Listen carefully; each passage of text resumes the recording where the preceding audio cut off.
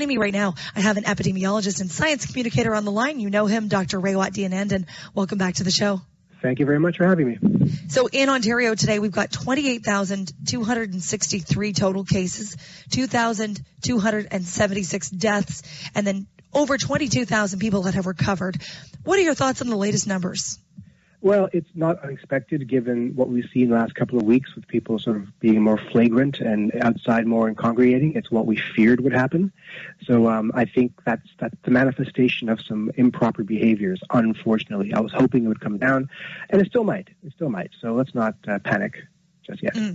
Okay. Starting today, shopping malls, nail salons, and other personal care centers are reopening in Quebec outside of Montreal. That means for us right here in Ottawa, it's just a walk across the river or a drive across the river, and those checkpoints have come down. I spoke earlier in the show to the owner of a hair salon. She said their phone has been ringing off the hook, and she's getting a lot of first-time customers coming in from Ottawa that are trying to book in, and shopping malls are also open.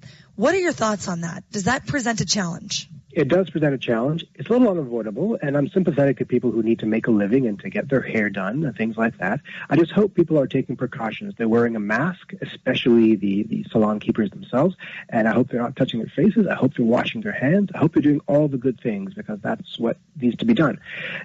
We won't know for sure what the impact is for a couple of weeks, but data out of the U.S. suggests that salons and things like that resulted in a slight uptick in cases, but we don't know how well they were adhering to the mask protocols.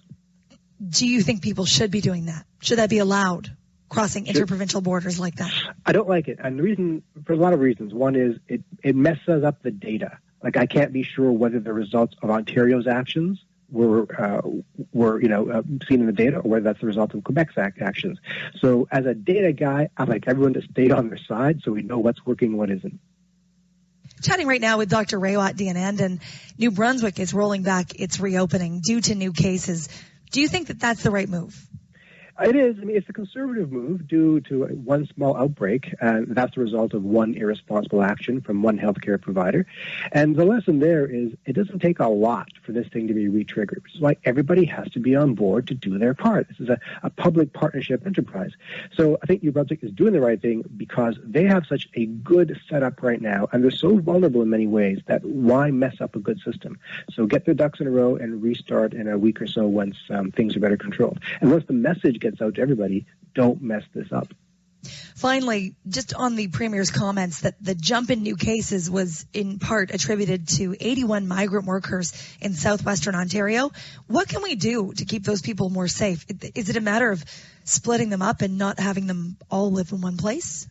That would help. That would help a lot. I don't know what their living conditions are like, whether they're encouraged to distance, whether they have, separate toiletry facilities, whether they're given masks and other sort of equipment to keep themselves safe. But also test them before they arrive and test them again once they arrive and then quarantine them for 2 weeks before they start working. These are things we can do that we have to start doing. So I don't know that these things have been done. I mean, we have the writing on the paper saying these are the requirements, but we don't know the extent to which workers and employers are adhering to these policies.